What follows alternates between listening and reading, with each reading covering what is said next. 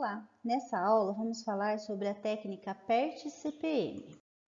A rede PERT surgiu em 1958 nos Estados Unidos no projeto Polaris, com a necessidade de organizar as ações, as atividades que eram feitas nesse projeto juntamente com a mão de obra que ia realizar essas atividades, pois esse projeto tinha 3.000 pessoas entre empreiteiro e subempreiteiros e 70.000 peças deveriam ser fabricadas.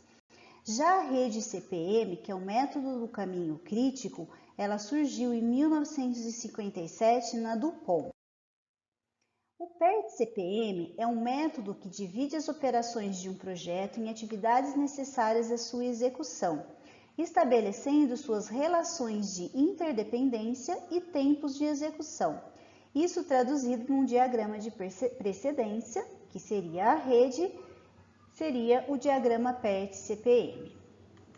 Aqui temos um exemplo dessa rede PERT-CPM. Então, temos aqui a atividade de início, que tem a duração de 2 dias, e depois eu vou realizar a atividade B e a atividade C. Então, notem que a atividade B e a atividade C, elas dependem dessa atividade de início para poderem ser iniciadas. E a atividade B e a atividade C, notem que elas são realizadas em paralelo. Nós vamos aprender mais para frente como monta essa rede, como coloca todas essas durações e como que a gente chega no final. Então, aqui é só para mostrar, essas atividades que estão marcadas em vermelho são as atividades do caminho crítico. Então, essa daqui é a rede PERT e é CPM que mostra o caminho crítico dessas atividades. Então, nós vamos ver com detalhes cada um desses aspectos aqui. E quais são as características? Então, a PERT-CPM, ele ajuda no planejamento e controle, determina a probabilidade de se alcançar um prazo final específico, pois a gente consegue calcular o prazo de duração do projeto com o desenvolvimento dessa rede. Utiliza-se de uma rede de projeto para representar graficamente as inter-relações entre os elementos do projeto e mostra as relações de precedência entre essas atividades.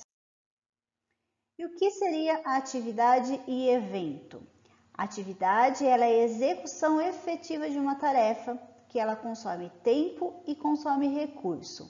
Já o evento seriam os marcos, os acontecimentos que caracterizam determinados instantes do planejamento. Eles não consomem tempo e nem recursos em um evento. Então, aqui temos exemplo. Por exemplo, a atividade de tomar banho. Já o evento seria início e término do banho. Uma outra atividade seria ler jornal. E o evento seria o início e o término da leitura. Uma atividade seria pesquisa de mercado. E o início e o término da pesquisa seriam os eventos. Então, nós precisamos desses conceitos para o desenvolvimento da rede. Como que a gente pode representar essa rede PERT-CPM?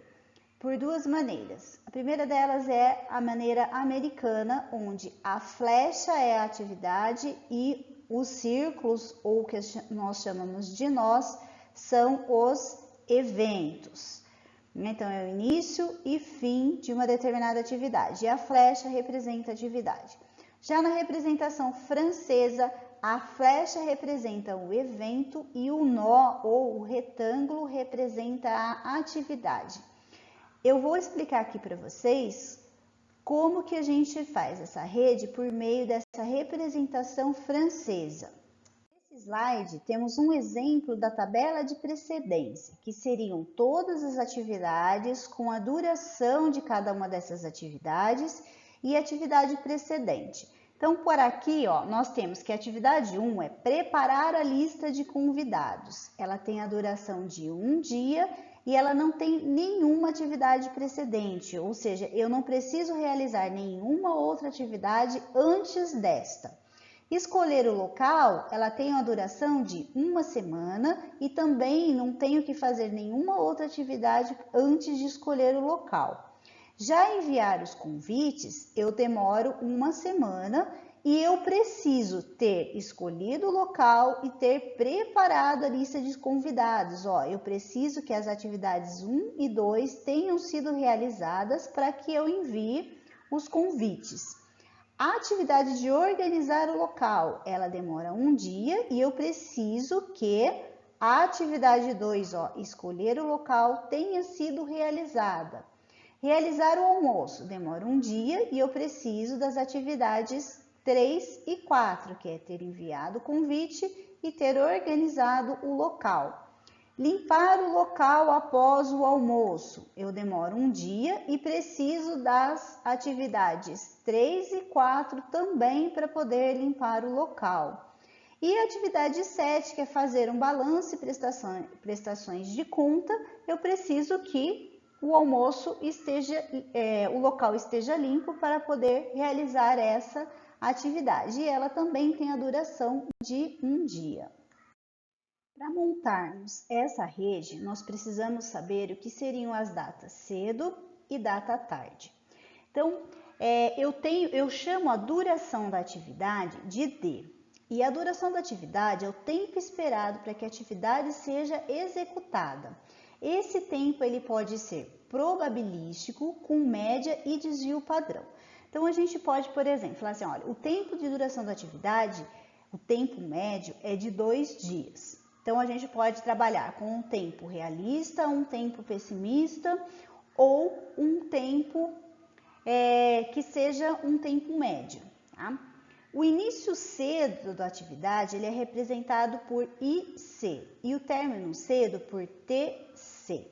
Então, o início cedo ele é o maior término cedo das atividades predecessoras.